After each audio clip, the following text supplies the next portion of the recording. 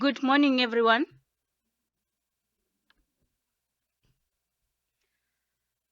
My name is Sylvia Mamohapi Pheto. I'll be the moderator for the session. I am with my colleague.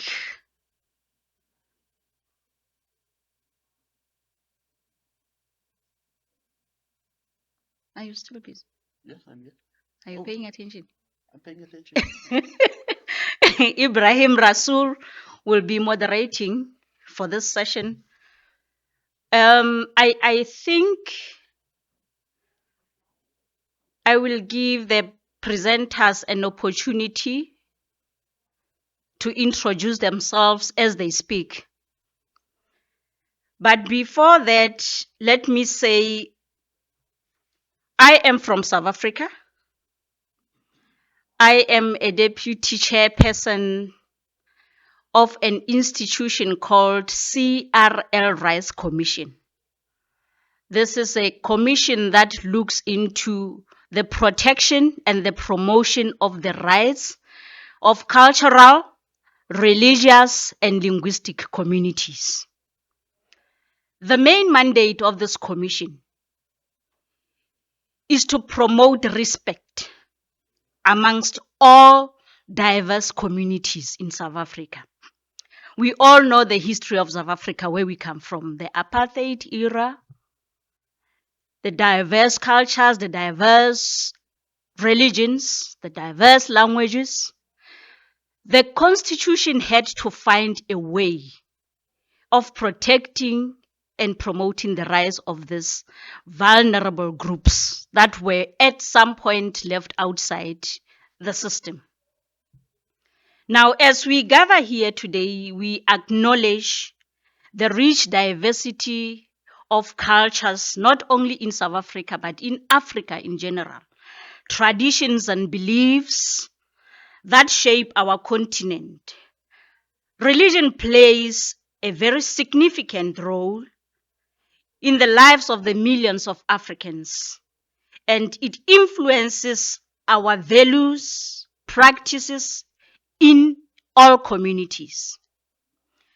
I want to give to Mr. Rasul just to give an overview of the status of religion in Africa, but perhaps zooming in to South Africa, so that when we discuss the challenges that we have as African communities, we are able to shape up our debate and discussions in a way that will assist the upcoming G20 conference that will be in South Africa next year. Mr. Rasul? Thank you very much, Commissioner Pheto. And we call her Commissioner because she is a commissioner assigned by the President for the safeguarding of our cultural, religious, and linguistic rights in South Africa. So, as a kind of intra-South African respect, I call her by her title. I want to say that in anticipation for the 1st of December 2024, when the leadership and the presidency of the G20 shifts to South Africa, this becomes a very important discussion in setting Africa's priorities that we want to get out of the G20 and therefore by implication out of the IF20, the Interfaith Forum that will also be hosted in South Africa. Until last year, South Africa was often the proxy for Africa on the G20, and then South Africa, by and large, said, we now have the African Union, let the African Union be representative of the African continent, its aspirations, its challenges, and its priorities. So I think that is the kind of background for why this session may be the smallest, but would be the most important in terms of preparing for the post-Brazil leadership. It's also very important because the Brazilian leadership this year and South Africa's leadership next year begins to say that your kind of BRICS communities, your Brazil, Russia, India, China, Saudi Arabia, Iran, Egypt, Nigeria, etc., that collection of countries are going to be absolutely crucial in trying to set an agenda so that Africa benefits out of it. How does Africa benefit? I was very fortunate in 2006 to be the premier or the governor of the Western Cape province. At that point, our country was led by President Thabo Mbeki, and we were very anxious about not increasing the digital divide between the North and the South. So South Africa commissioned Manuel Castells, who was one of the most prescient writers on the digital economy, to do a study on Africa, and he went around Africa to answer the question that we posed to him: how does Africa and South Africa join in the digital revolution that was taking over in the world? And after he traveled through Africa, he came, and I was part of the cabinet meeting in which he reported. And he basically said, if you want in Africa the digital revolution, show me your electricity supply. Because no digital revolution comes without energy. And if you want energy, build the infrastructure to carry the grid, the pylons and so forth, that will carry the energy that will bring the digital revolution. But he says, wherever I've come in Africa, whether it was at that point 2006, Angola, the DRC, Somalia, everywhere, he says, but it's that infrastructure, those pylons, that are the first target of the unhappy people, the rebels in Africa. That's what they bomb. And therefore, I now say to you that if you want a digital revolution, you've got to have peace. And your peace must be sustainable. And therefore, if you want to have peace, establish democracy, establish rights, establish freedom, the conditions which make people happy. And so today, at this forum, I kind of repeat the hierarchy of interventions that may be required as we go further. And as we discuss our priorities, I think we must focus on what we all are very good at, but put it in a big picture context that contributes to the overarching objectives that the continent has, namely digitization, energy, infrastructure, peace, and those various rights and privileges that South Africans and Africans need. So I thought I will introduce the subject like that. Thank you. Thank you so much. Mr.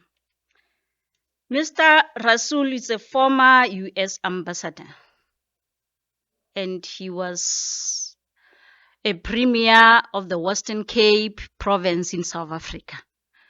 You should not be surprised when he seems to be knowledgeable in all areas. He has had his opportunity. Let me, for now, call Ms. Najat Abdi Mohamed. She's a regional director of Global One. Over to you, ma'am. Good morning. Am I clear? Am I audible?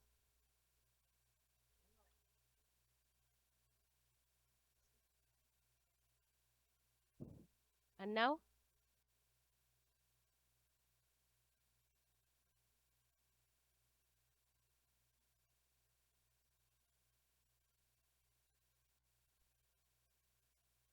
It's on, yeah. And now? The same?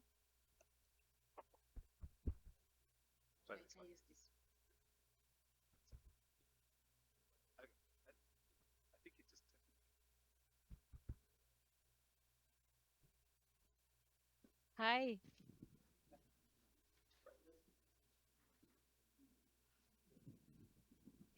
Technology is refusing me. I don't know why. One, two. Thank you very much, and sorry about that.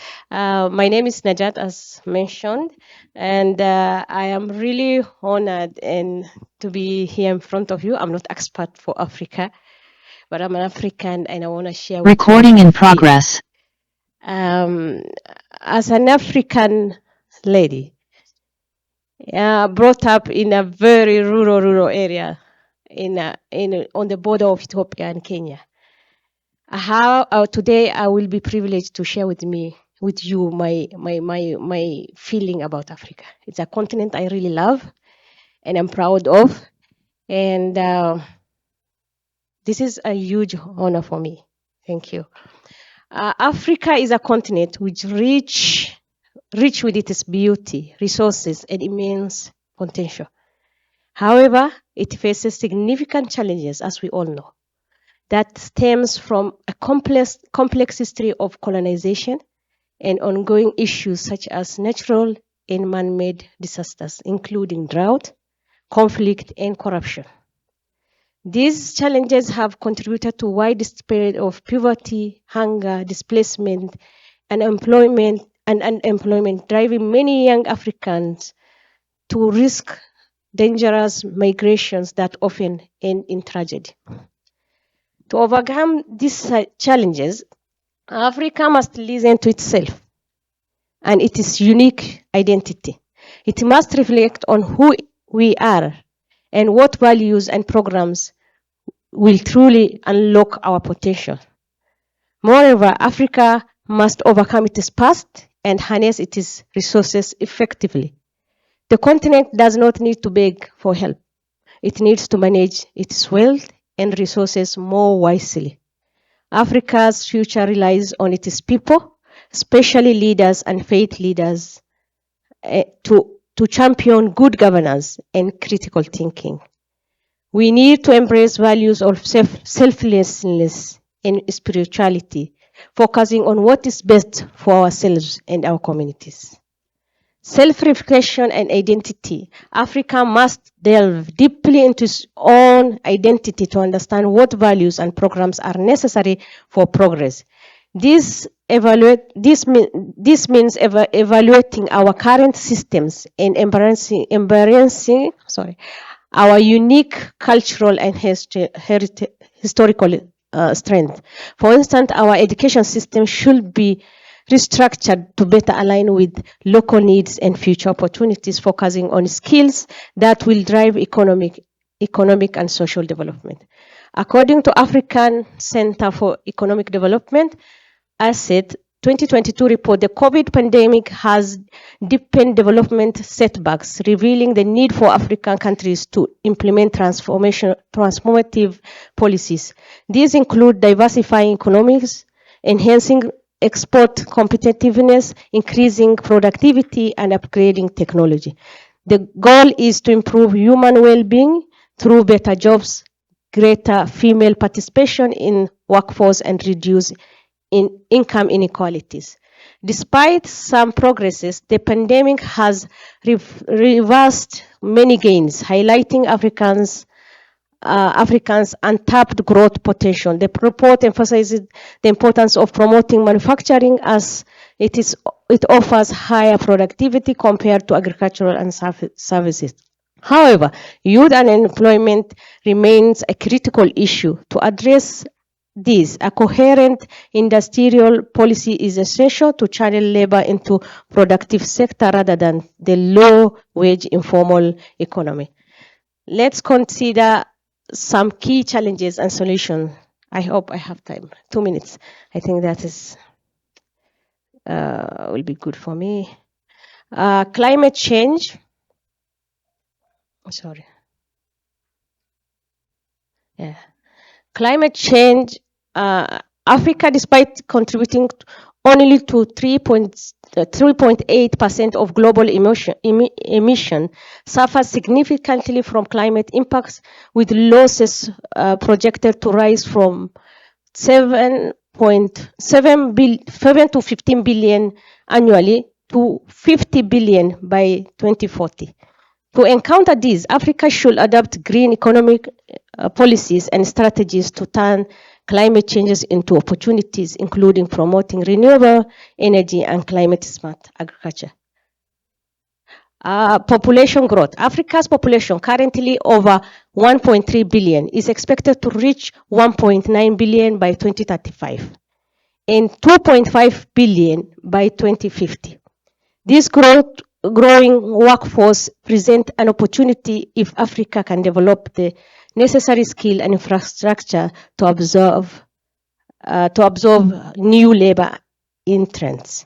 Economic reformation. To drive sustainable growth, Africa government should focus on enhancing economic diversification, productivity, and technology. Investment should shift towards higher value sectors such as manufacturing and modern services. Regional integration is required, accelerating the implementation of African Continental Free Trade Area and fostering regional collaboration can help overcome trade barriers, improve infrastructure, and stimulate economic growth. In conclusion, Africa's path to prosperous future lies in leveraging its resources wisely, embracing innovation, and fostering regional and global partnership. By focusing on these key areas, Africa can overcome its current challenges and pave the way for a brighter, more resilient future. Thank you.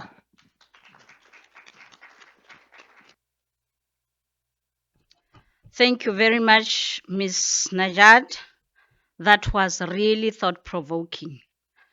Now, in many challenges that Africa has, we have found that in many countries, especially in the north, I'm not sure in the south, I'm not sure of the north, there is an issue of commercialization of religion, which most states are grappling with how to regulate the practices because of the harmful practices that are coming out now. Now, I would want us, the next speaker, Mr. Michael Swain, when you come in, just try and provoke us. The freedom of religion, do we have freedom in practicing our religion? And if we have freedom, how far can we go with practicing our religion? And what are the legal routes that we need to take to make sure that everyone enjoys the freedom of practicing his or her religion in Africa? Over to you, sir. Thank you, Madam Chair. I trust that you can all hear me okay. Is the microphone on? Wonderful. It's a great honor and a privilege to be here today at this august forum.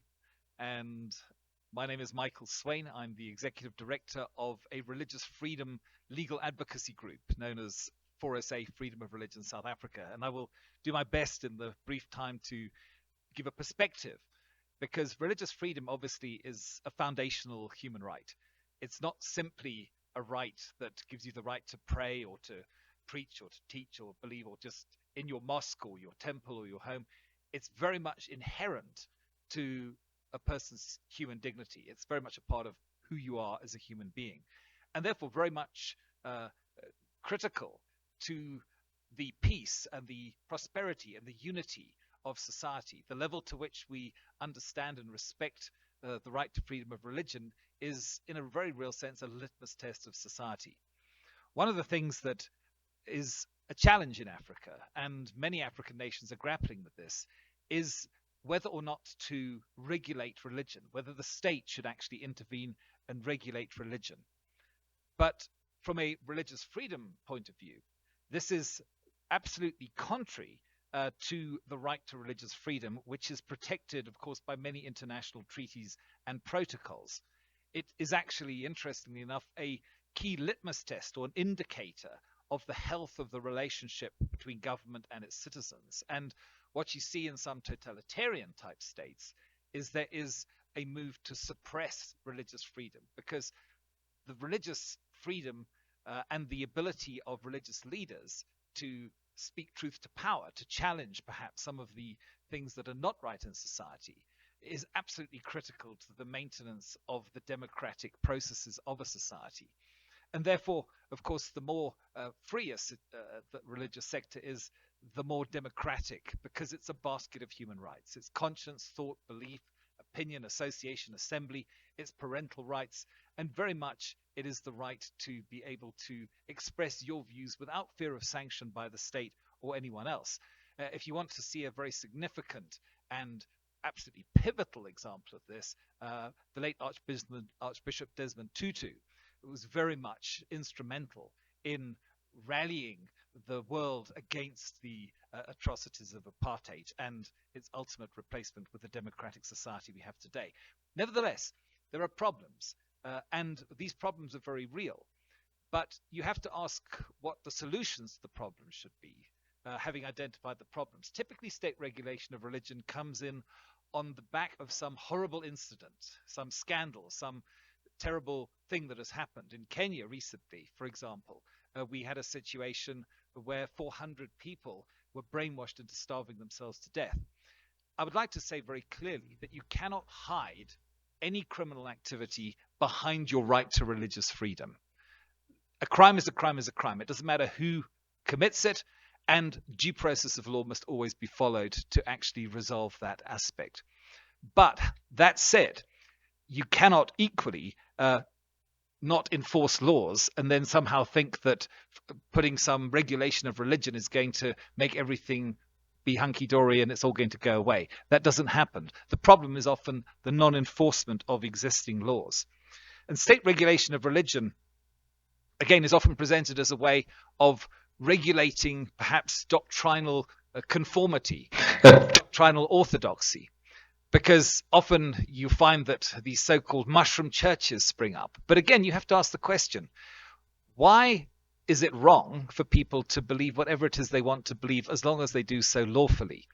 There isn't conformity in the religious sector. To give you an example, there are some 55,000 Christian denominations in the world today. That should tell you that we're not all going to be agreeing on what we consider to be doctrinal conformity. And that is also often a challenge, because very often in some countries, you will find that when they regulate religion, they demand that there be some form of educational conformity. You have to have some 3-year diploma or degree or what have you. But by that qualification, by the way, the 12 apostles that Jesus appointed would not have been eligible to have served in that role, because they were considered to be ignorant and unlearned by the religious sector of their day. So again, state regulation, it can start off seeming benign, but it can end, unfortunately, being very oppressive. It can end up, if you have a mechanism which forces all religious practitioners and organizations to register in a specifically conformed way, it can actually open the door to corruption, and it can certainly disqualify people who should never be disqualified. It can also be implemented in a very heavy-handed way. We've seen, for example, where you have state regulation in Rwanda, for instance, and in Angola, literally hundreds, if not thousands, of churches and mosques have been closed down in recent times, simply without recourse or appeal of any description whatsoever. So we have to look, I think, most importantly, what are the alternative solutions that we can find which are not going to force people to compromise, shall we say. The Constitutional Court of South Africa has said that religious freedom is protected even if a belief is bizarre, irrational, illogical, or incapable of scientific proof. It is still protected as long as it does no harm, as long as it stays within the bounds of the law. So I believe that we need to be seriously considering and discussing alternatives, which is exactly what took place in South Africa. And I believe we have a lot to learn from the South African experience of how we can solve the issues, resolve the issues, find solutions to the issues without actually forcing some form of conformity and some form of, let's say, official control by the state of the religious sector. Because when you have the state controlling the religious sector, you've effectively ended religious freedom. And that's a very, very serious situation. So I've answered the one question. I have a further point that I was going to raise about parental rights, which I think is equally important, but perhaps we can leave that for the later discussion. Thank you.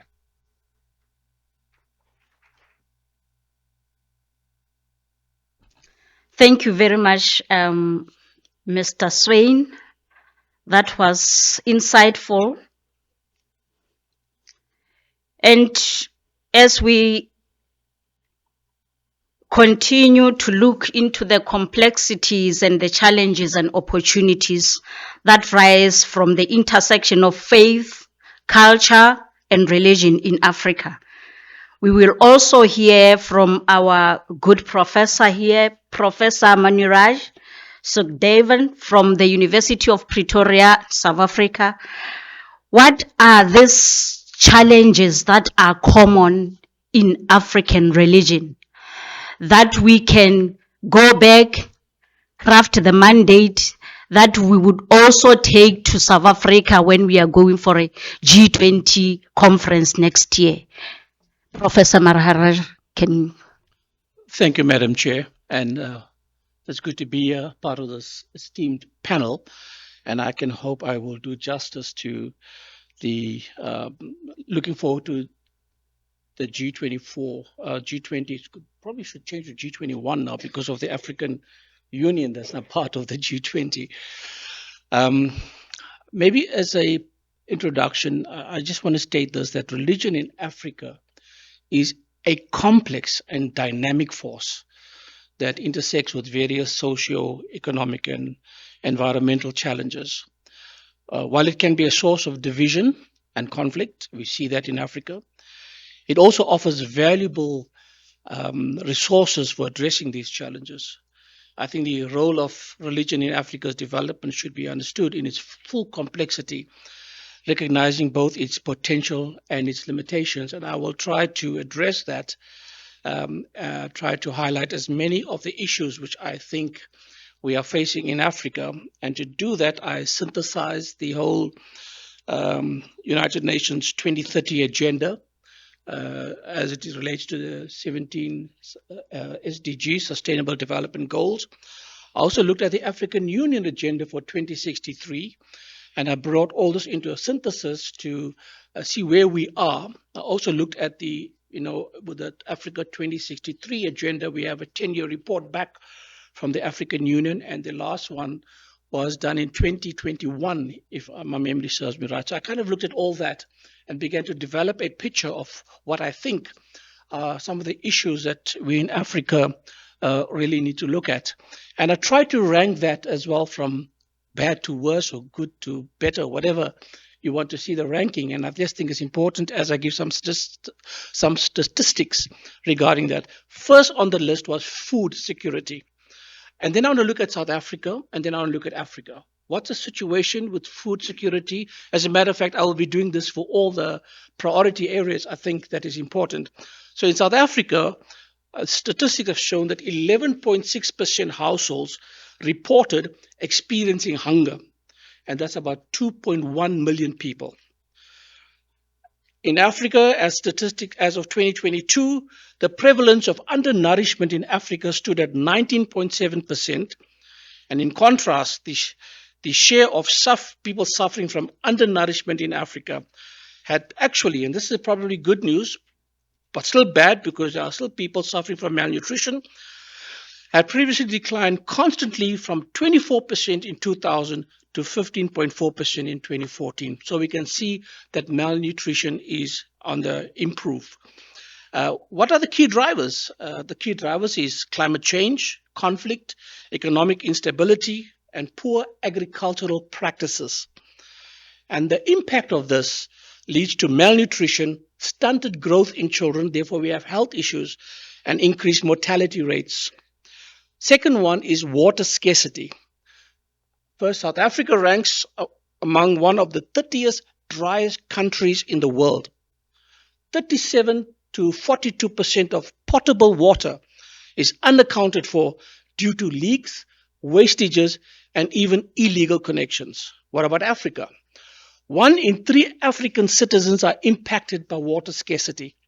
400 million people in sub-Saharan Africa lack access to basic drinking water. Citizens in sub-Saharan Africa travel 30 minutes on average daily to access water. What are the key drivers? Wow. Key drivers: climate change, population growth, population and inadequate infrastructure. And the impact of that is it contributes to health issues, limits agricultural productivity, and exacerbates poverty. The third one is health crisis. 83% of South Africa depends on public health. Some of the major issues are cardiovascular, diabetes, and chronic lower respiratory diseases. And this has increased from 57.7% in 1997 to it increased by 57.7% from 1997 to 2018. 17% of global HIV and one of the worst TB epidemic in the world is prevalent in South Africa. Of course, you can expect life expectancy at birth to be affected by this. Now, although the trend is upward and improving from what statistics have shown us, health systems in the World Health Organization African region is still weak. I'll skip the Africa for now. Poverty, as of 2023, 18.2 million people live in extreme poverty. They live on $1.9 daily. And this is according to Natalie Cowling, who did a research on that. Unemployment, on average, 35% are unemployed. This is South Africa. People between the ages of 15 to 24 is 59.7%. The driving force could be limited to education, attainment, and social economic factors. Only 9.8% of employed youth are actually graduates. Again, I go to South Africa and climate change and environmental degradation. According to Joanne Igamba, who published an article on the 30th of August 2023, this is interesting. South Africa is warming at twice the global rate. It has the highest levels of carbon emissions in Africa. Burning of fossil fuels is a primary cause of current climate change. It affects food security. It contributes to rural-urban migration. And South Africa is one of the 17 mega biodiverse countries in the world. It's an exceptionally high number of unique species that exist. And due to this habitat loss, 14% of plants, 17% of mammals, 15% of birds are currently classified as threatened with extinction. Rainfall patterns are more erratic, and my colleague is from the Cape Town, and he will tell you of all the floods that they are experiencing currently in Cape Town because of that. Conflict and violence. Do I have still a minute left? Or UNICEF's South Africa statement in February 2024 stated that between October and December 2023, 285 children were murdered. This is South Africa. 2,707 survived attempted murder, assault, or previously bodily harm.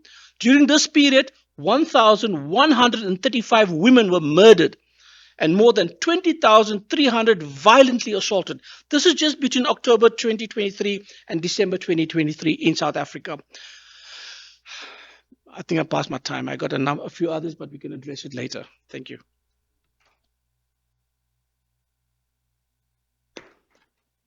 Thank you very much. I would like to invite you, Mr. Rasul, just to make a comment on what the presenters have said, so that we may give our audience an opportunity also to have a bite on the presentations. No, thank you. Thank you very much. I think that, and I'll start with Maniraj. I think he has sketched the developmental challenges that we face that manifest themselves as what I can broadly call social insecurity. The lack of water, the lack of food, the lack of resources, the lack of employment, the lack of skills, and all of those things. And I want to say that what he probably could not conclude to is that the youth bulge in Africa is the fastest growing. 40% of Africa's population would be young.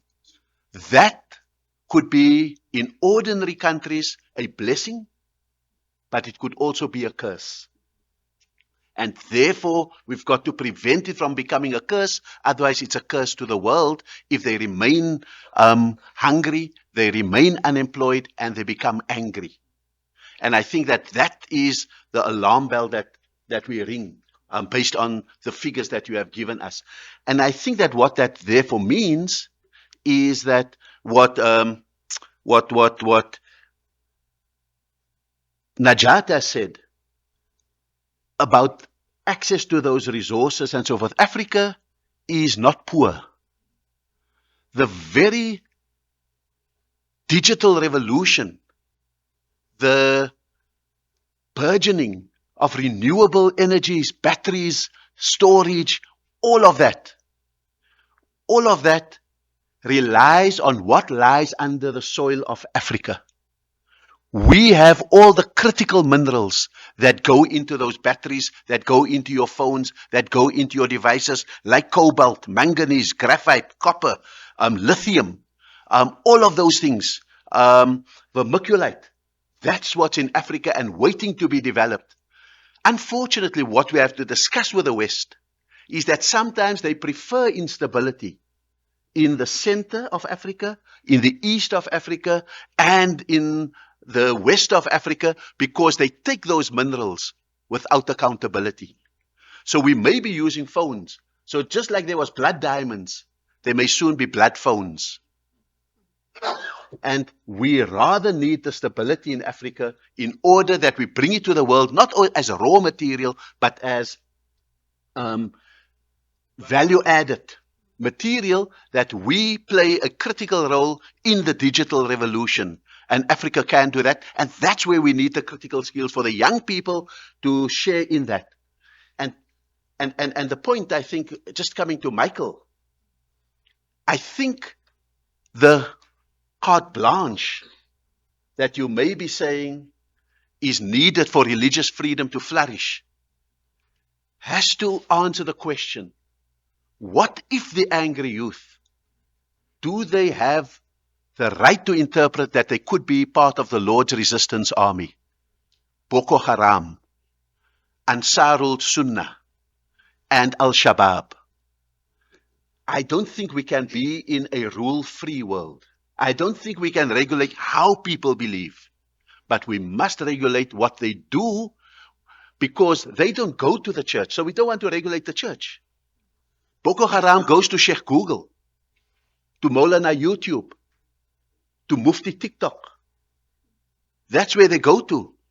And that's where they get distorted views of what jihad means, who the enemy is. So I think, in a sense, and I end on this note, Commissioner, I end on this note to say that what we have heard from our three speakers are different parts of the puzzle that each one of us has, that we've got to click together into a coherent picture for next year, when the G20 and maybe the joining of the African Union, making it G21, means that maybe the G20 has matured. And maybe they will be mature enough for us to bring this conundrum that consists of the three parts of the puzzle that our speakers have put together, to put it in front of the G20, ring the bell of urgency, and to say we must reorder the world. Otherwise, our 40% of young people will be the curse that the world does not want to see. Let's intervene now to make it the blessing that we all want from a youthful population.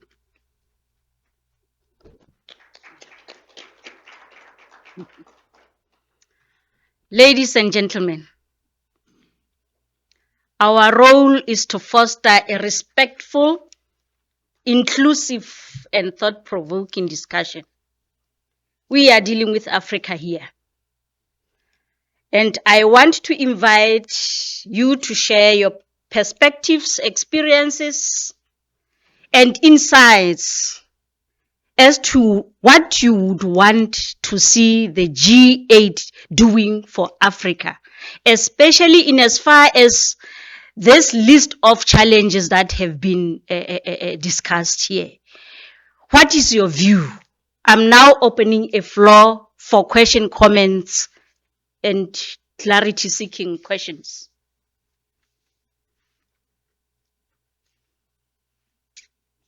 Just like Okay. 1, 2, 3, 4. Let's get 5 at a time. Yeah, let's try and get 5 for the first round, and then we'll 1, 2, 3, 4, 5. Thank you very much for the opportunity. I'm Dr. Zakaria from Ghana, and also from the African Union Interfaith Dialogue. But I'm speaking from the point of view of a policymaker at the Ministry of Chieftaincy and Religious Affairs in Ghana. I'm talking about the issue of religious freedom. In Ghana, in the 1992 Constitution, it is clearly stipulated that freedom of religion. No one should have anything to do to keep people from not practicing what they believe in. However, as a ministry, we have noticed all over the world that many religious bodies are now beginning to use religion, one, commercialization. And the lifestyles of faith leaders are beginning to be issue of question. Using luxurious jets, lifestyles, and their followers are living in abject poverty. 2, many of these faith organizations, their practices are simply criminal. So in solving that, the Ghana government decided that there should be a stakeholder consultations where we will get all faith leaders to give us a blueprint of how they practice, so that we will then use them for them to be accountable. So that consequence of that, then we will take measures in dealing with them. So that is our practice from that side. The second one had to do with our challenges as Africa. Our major challenge, in my opinion, as a policymaker, had to do with indiscipline. Our challenge today, the law when you are in government doesn't hold you. It's rather hold the other person. 2, the capacities of our faith leaders. Indeed, they are the most revered, most respected, but we are running into danger because they are now being corrupt. As a chief, once you enskin or being installed as a chief, you are given a V8. Where do they get the money to buy? You don't question it because you don't have the capacity. But that is give you the opportunity, then you are compromised. Once you are compromised, you cannot ask questions, and that is how corruption starts. 2, how many of us, when we pay taxes, what do we see? What value additions do we get on the taxes we pay? So therefore, we are not encouraged to pay. So if transparency is at the key, then we can see Africa move forward. Thank you.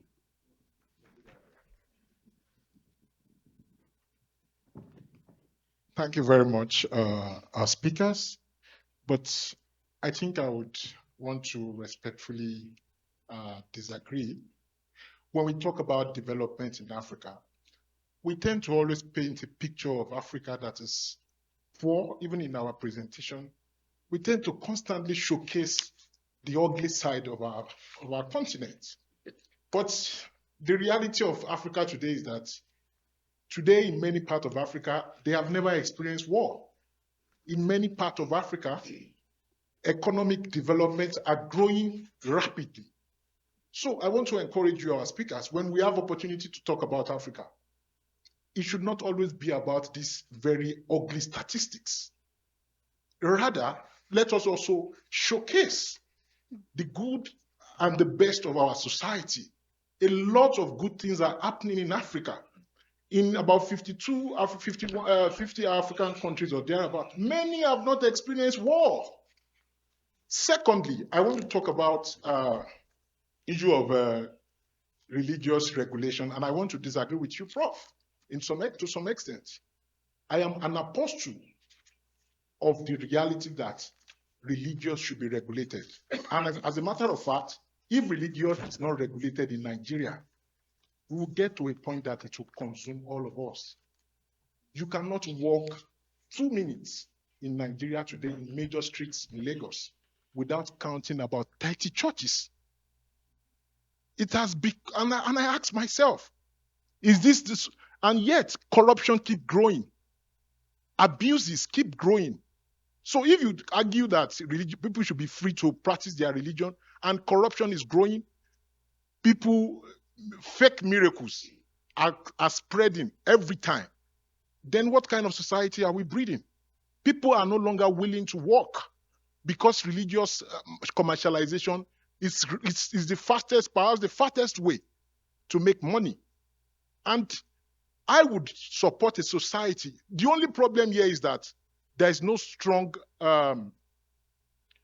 government willingness to regulate this because, of course, their own sustainability in elections will be threatened if they go ahead and say, okay, we want to regulate a religion. It's easier in countries like Rwanda. It might not be that easy in Nigeria. But we are getting to a point where people are now speaking up as saying that regulate religions before it consumes all of us. My third question is to ask you about religion. I hear you about freedom of religion, but I was not hearing you well with regards to what you do with those who have been persecuted because of their faith belief.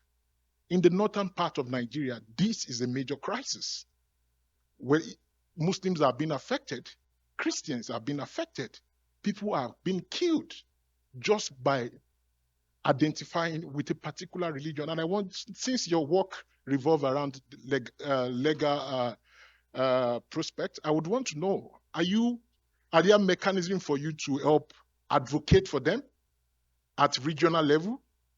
Because I would really be interested to know, how do we shift from just moving from hope and praying for those who have been persecuted to really supporting them legally in upholding their rights? Thank you.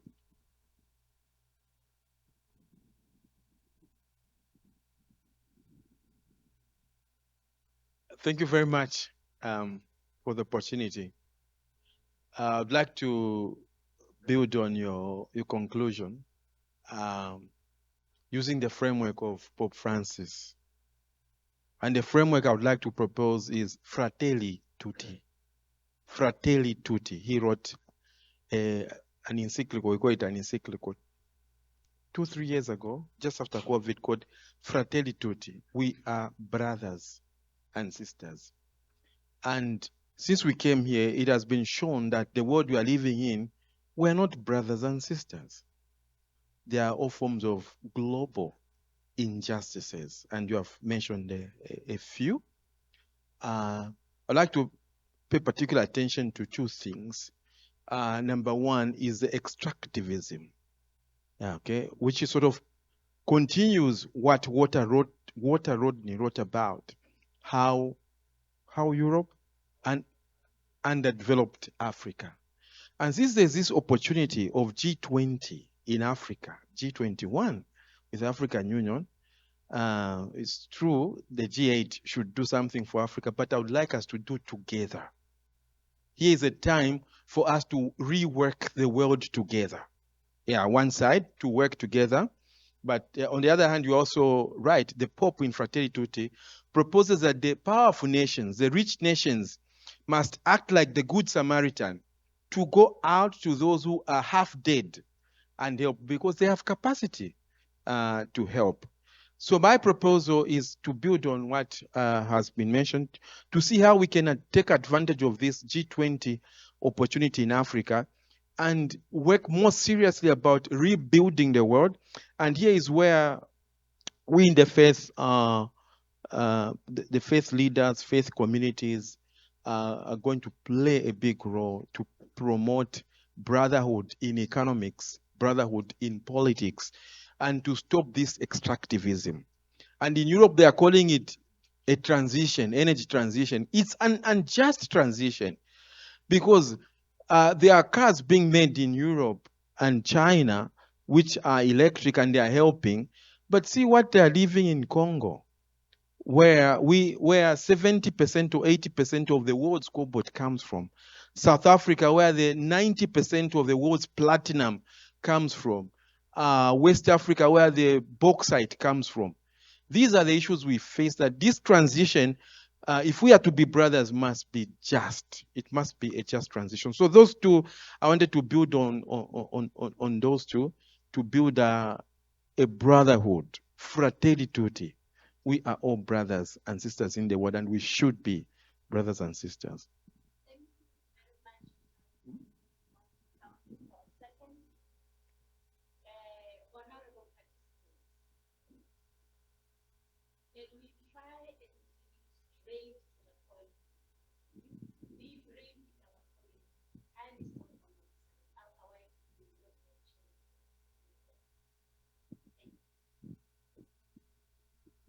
As I listen to the comments, I'm wondering, would it be of value going into the interfaith efforts for next year to have a session on interfaith dialogue about the importance of community consent in infrastructure development and the just transition? And in the interest, the second question, in the interest of walking our talk, would there be like Xhosa or Zulu leaders, people that should be consulted as the IF20 enters South Africa as part of community consent?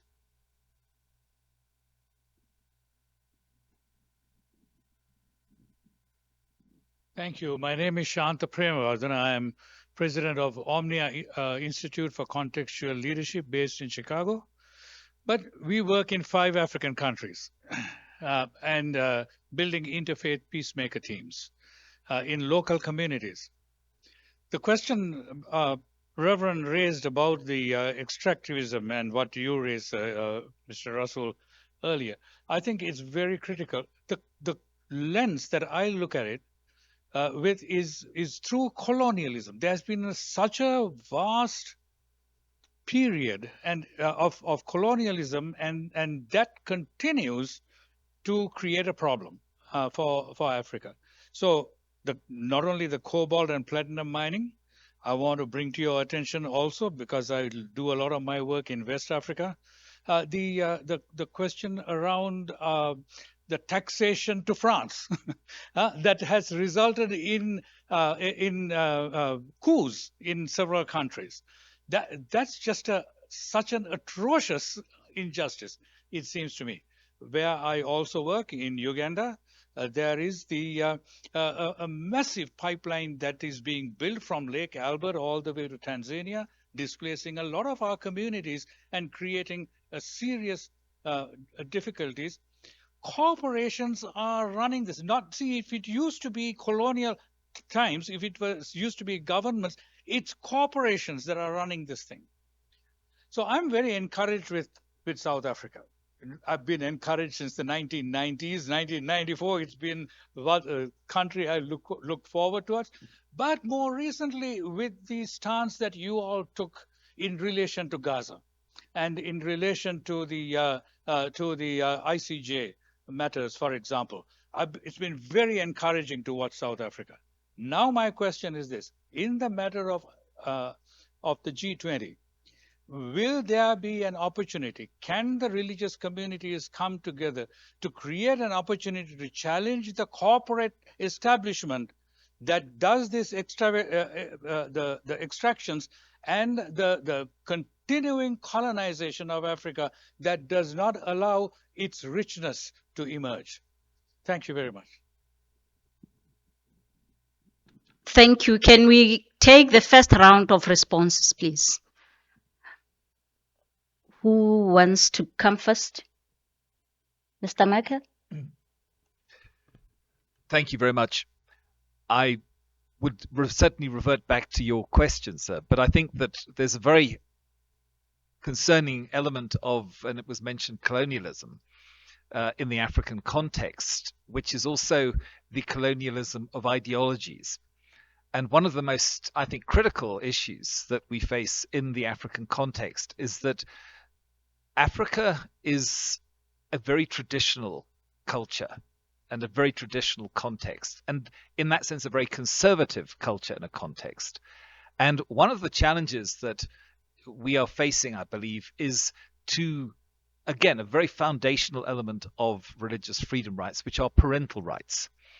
In the educational context, internationally it is established very clearly that parents have the foundational and fundamental and inalienable a priori right to educate their own children according to their own views and values. And one of the strengths of Africa is the fact that it is steeped in deep traditional beliefs and values and systems. And one of the challenges that we are facing, particularly in the educational sector, and I was interested in the previous plenary session that this was not specifically highlighted, is that there is the opportunity now for departments to roll out programs which are often funded internationally massively, which are contrary to the views and beliefs and values of parents. And that, again, is something which is a potentially destabilizing context in the African context, which, of course, is very critical. Let me just respond back to you, sir, and your comment on and your challenge about the regulation of religion. I think it's very clear, and I hope I made it very clear, that you cannot ever cloak some illegal and unlawful act, and obviously some form of violence would be front and center there, and by trying to claim that somehow your religious freedom empowers you or excuses you from that. I think that when it comes to actually curbing or limiting people's opportunity to believe or to practice their belief however they want to, even if you see what has, I know, been referred to in some contexts as mushroom churches, isn't, I believe, a good enough reason to actually shut those down. Because you have to question, what are you left with if you say that we will now decide who can and cannot preach or teach or practice their faith however they preach, as long as it's lawful?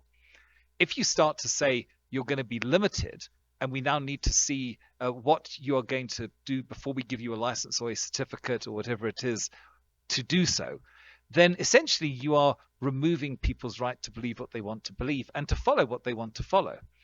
And I don't believe that, and I can see you shaking your head, but I don't believe that let's say the benefit of actually saying that somehow the state, which ultimately is involved, has the right to decide what people can and cannot believe, is the solution.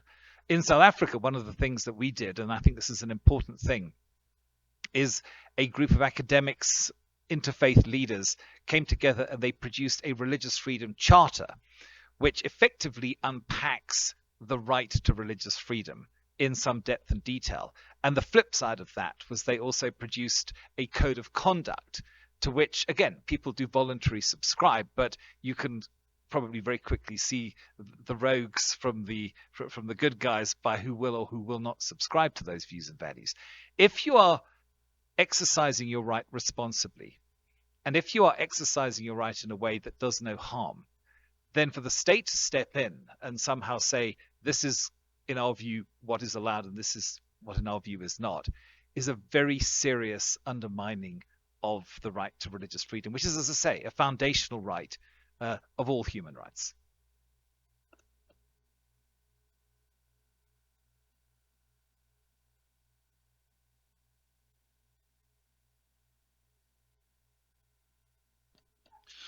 Yeah, I think the concept of extraction needs to be really considered very seriously, but also subtraction.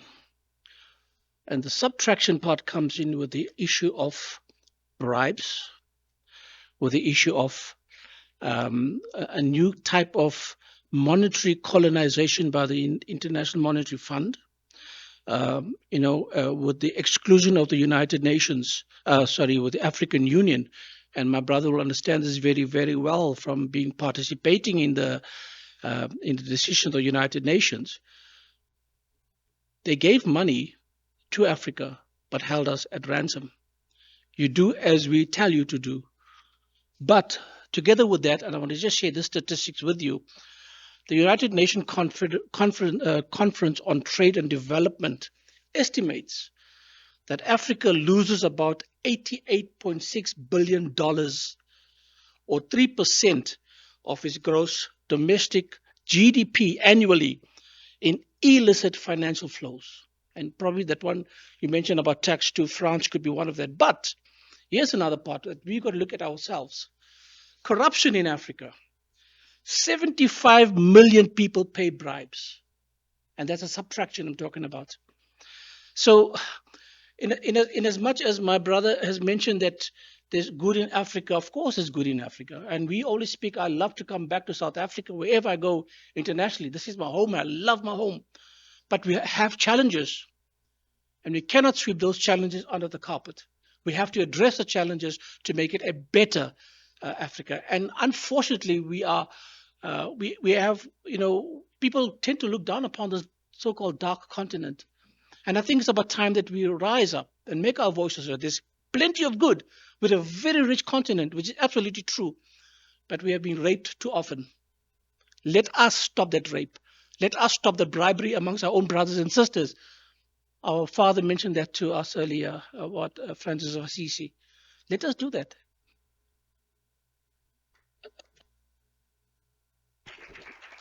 No, thanks very much. I want to agree with the deacon from Ghana, I think it is.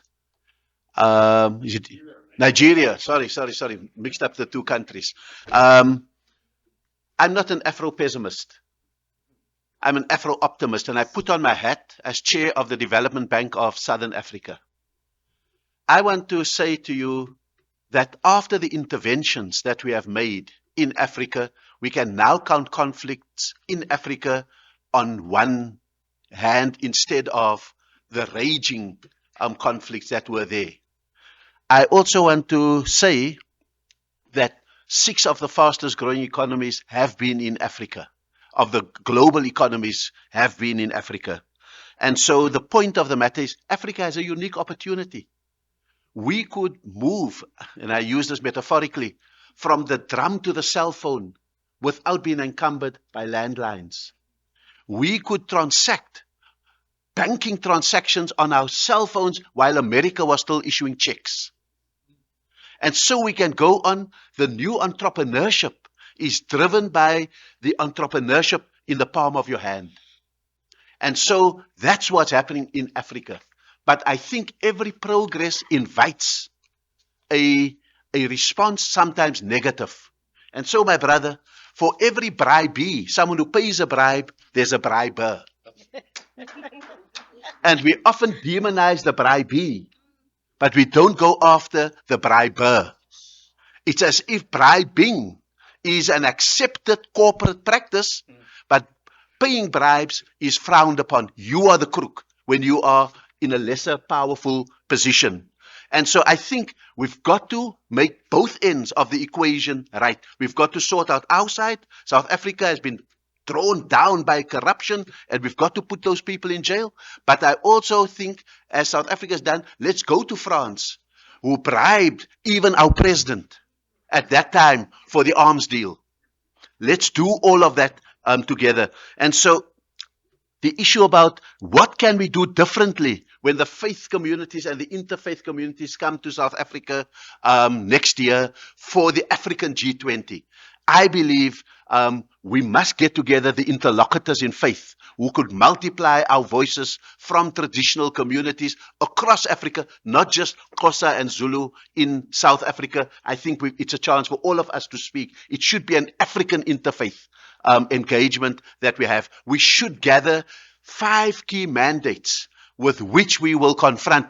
Don't go with a whole shopping list because they'll all get lost. Let's find the 3 to 5 things that we agree upon as Africans that should be the difference we make there, that should turn around extraction. Extraction should become a swear word.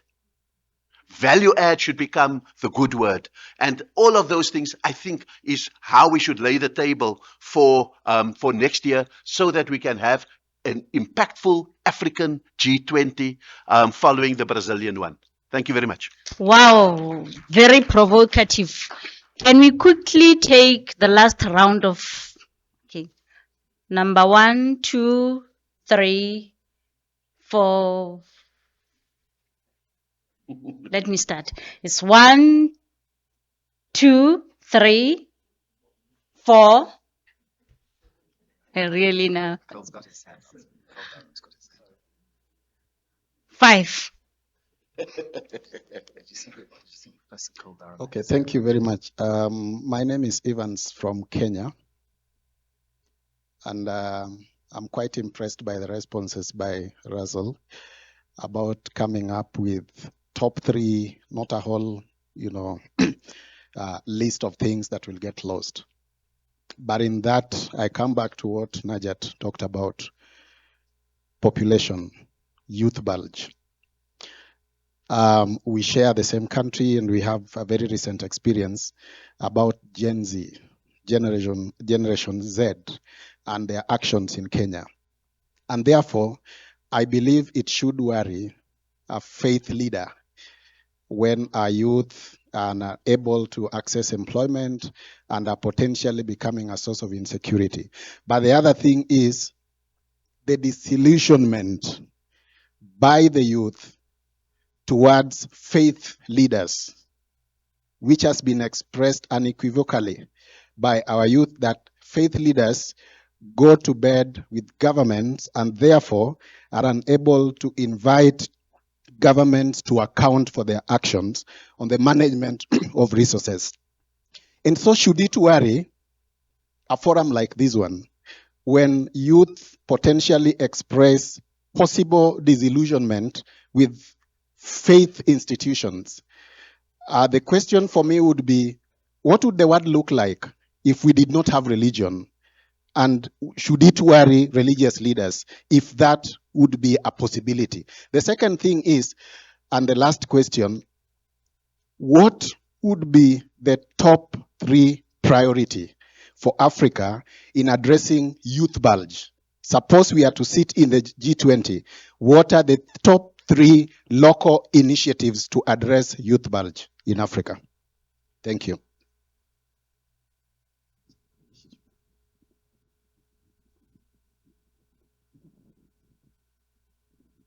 Hello, I'm David Beckman from the U.S. I'd like the panel to talk a bit about the Brazil's proposal, and I think now confirmed that the G20 is going to launch a global alliance against hunger and poverty. It's really an effort to shift money and power to poor people and to governments that are committed, that have good programs, and that want to drive development in their countries. Whether it has a good impact in Africa and whether it's sustained beyond this G20, whether there's momentum next year and the next year, depends a lot on people in this room. So I'm interested if you think this is a good initiative, if people in this room can encourage your governments to make statements of commitment and join this new global alliance against hunger and poverty. And it's all kind of new, and there's not much information. There's good information out, but it's not really out. So one possibility would be for this group to form a committee of Africans to study this proposal and figure out how you think you can make the most of it.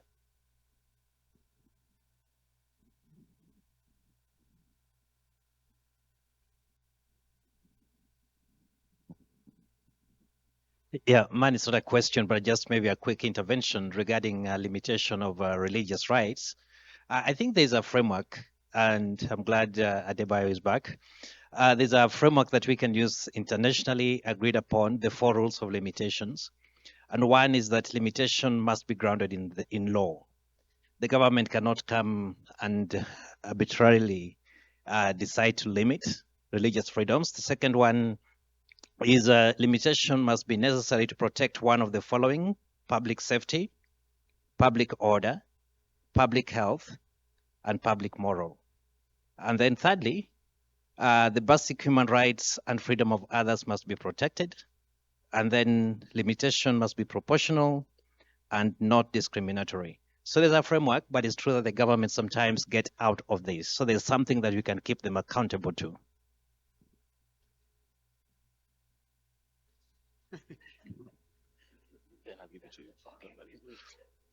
Thank you. I would like to say this, that in Africa, we are sitting on a time bomb. And those who come or who are from Kenya can attest to this. What we saw with our little ones, it's something that we cannot take for granted. And we are only praying that they don't take arms, they don't take bombs. And the question that we need to ask ourselves, what is the cause of this? And I pinpoint three things: poor, bad leadership, the high cost of living, and corruption. And unless we find an intervention to this, Kenya is just a starting point and it's already boiling. And these young ones have discovered how to do a revolution. They are no longer doing it the political way. So unless we come an intervention, unless the religious leaders come together to advise governments to play a role, the continent of Africa is facing fire. Thank you. Thank you. My name is Agustin Nunez from International Dialogue Center at CAICID. And I'd like to note, again, once more, the presence of Dr. Zakaria here, who's the president of the steering committee of the AU Interfaith Dialogue Forum. It's a body that's been managed by AU CEDAW. I recognize also that Hazel Dixon is in the room with us. So my question is, in sort of planning towards the future for the next event in South Africa, have you given any thoughts as to how you want to involve current organs and bodies that exist within the AU and its infrastructure in order to make that conversation between religious leaders and policymakers more effective? Thank you.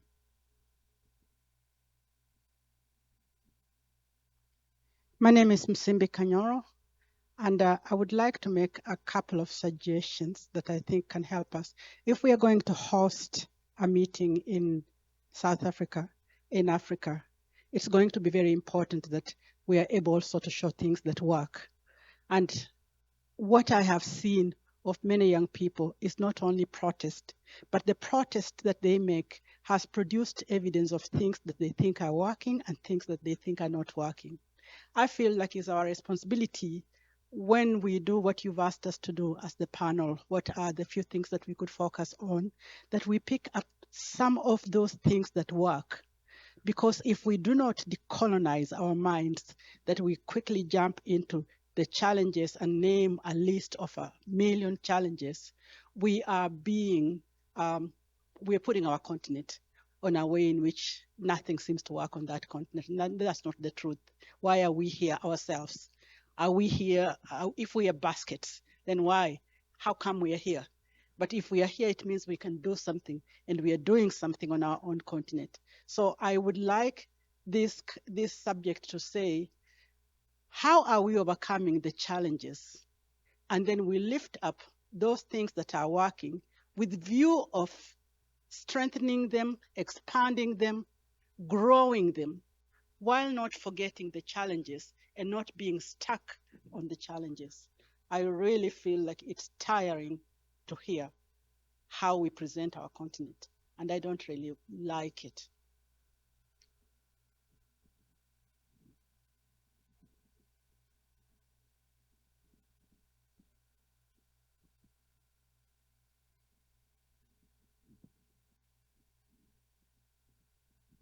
Sorry, I want to give a special thanks on behalf of the G20 organization for this particular session.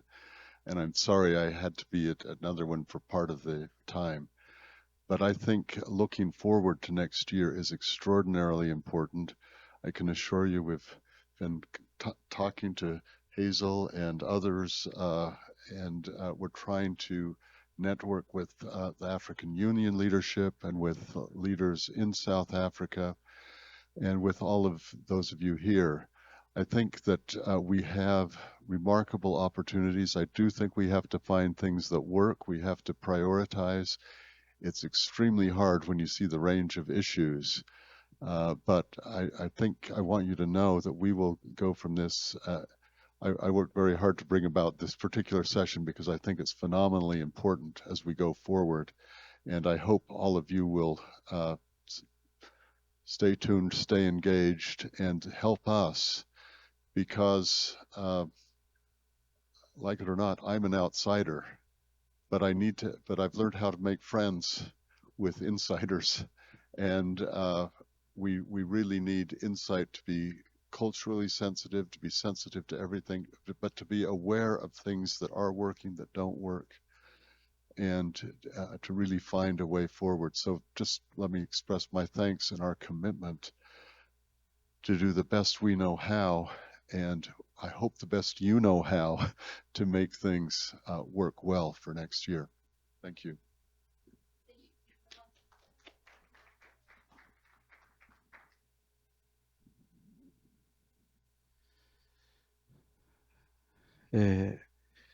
I not speak English very well. I try to ask the question in English. Thank you for explanation. I talk about Africa in diaspora. In Brazil, 56% of the population is Afro-descendant. In Bahia, in my state, this percentage go to 8-9%. Salvador is the city with the largest black population outside of Africa. Our black youth is being murdered, está assassinado. It's very Holocaust. What to do?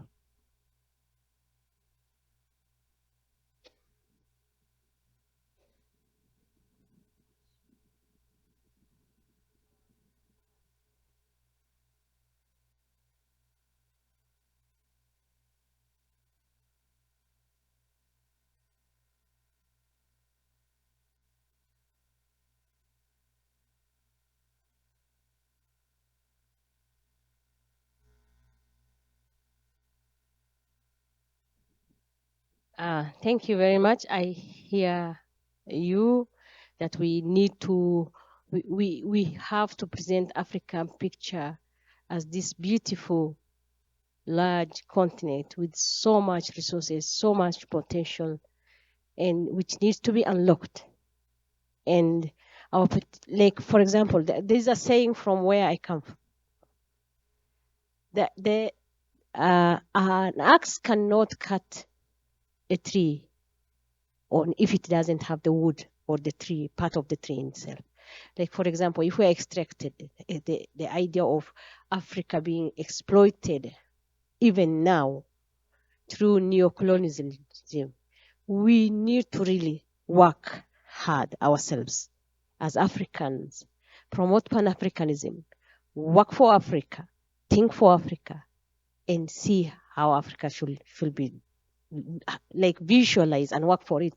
It's all our responsibility, this generation and the generation to come. And then we have to calculate that value in our children and the generation, the future generation that will be leading the continent. So, but like, for example, I'm just thinking, like, we cannot just think like this responsibility is with the leadership or with the faith communities, but it's all individual, our individual responsibility as Africans. So we have to think for this continent, we have to work hard for it, and we have to commit to its progressiveness. And I think I really recommend the African countries to work together in the G20. Coming G20, we need to advocate for African countries to be really working together, for African Union to be working for the Africa on a very serious note. Thank you very much.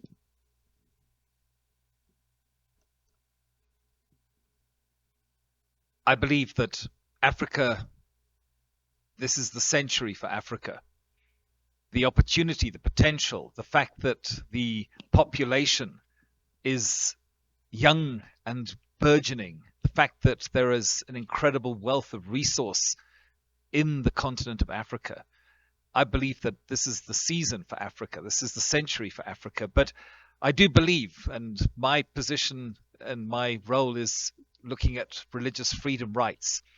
I believe that this is an essential in order to reinforce and to uphold and to sustain the fabric of the societies, the rich, diverse societies, the multi-faith, the multi-ethnic societies.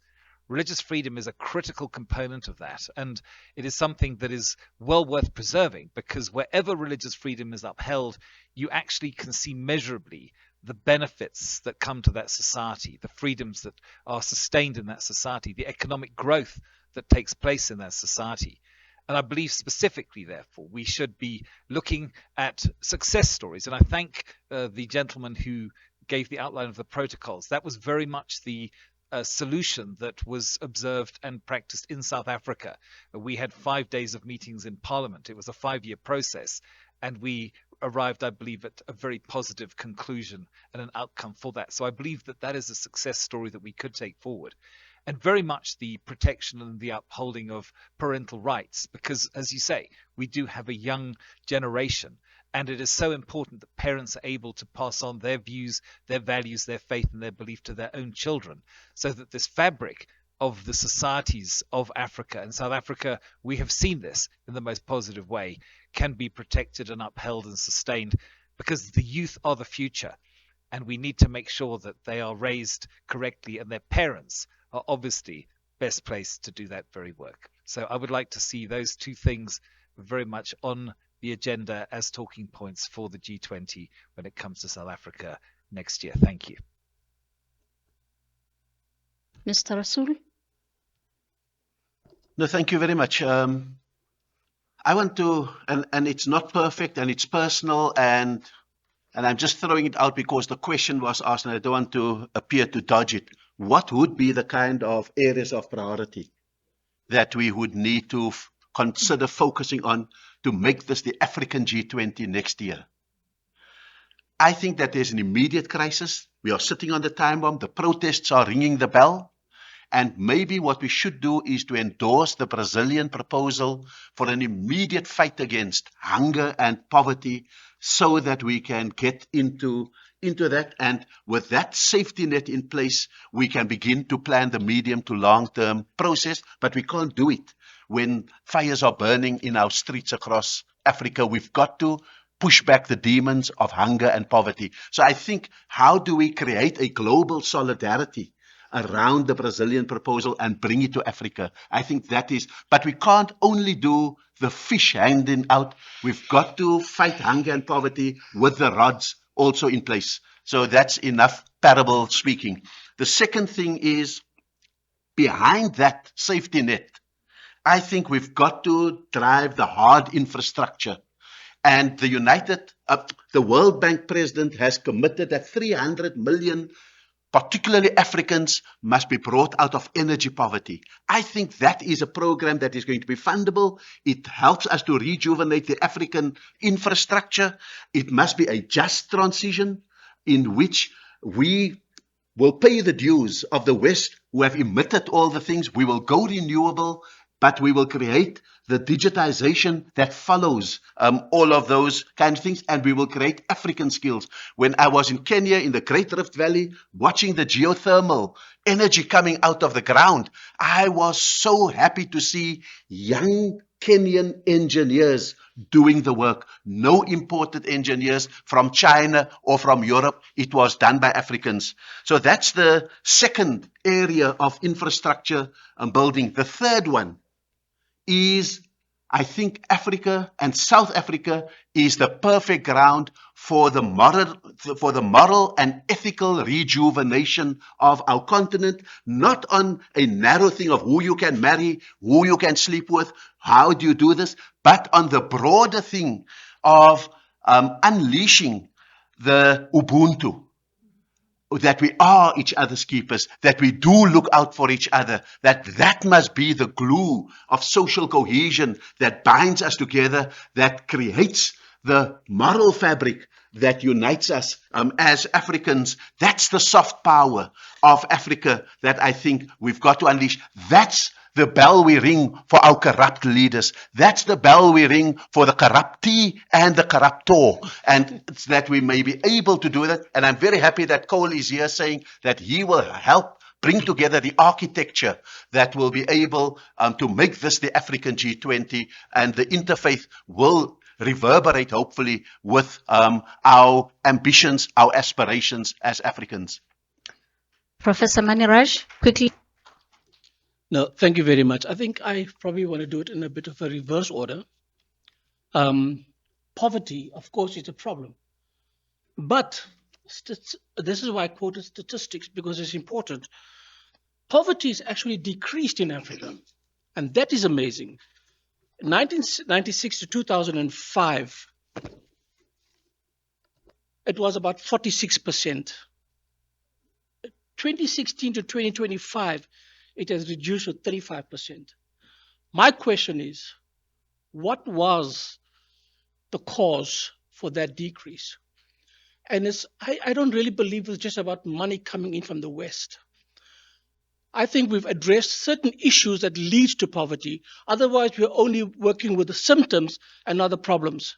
Because if we keep on working with the symptoms, then we are enslaved by that mentality. And the key drivers for poverty, according to the statistics I have, is economic equality, unemployment, poor governance, and conflict. We somehow need to address those issues to assist in eradicating poverty. And somebody raised the issue of migration, which I couldn't come to because of time, and malnutrition. The whole idea of migration, almost 40 million Africans are migrating across borders. Why? What is the cause of that? The cause of that is poverty.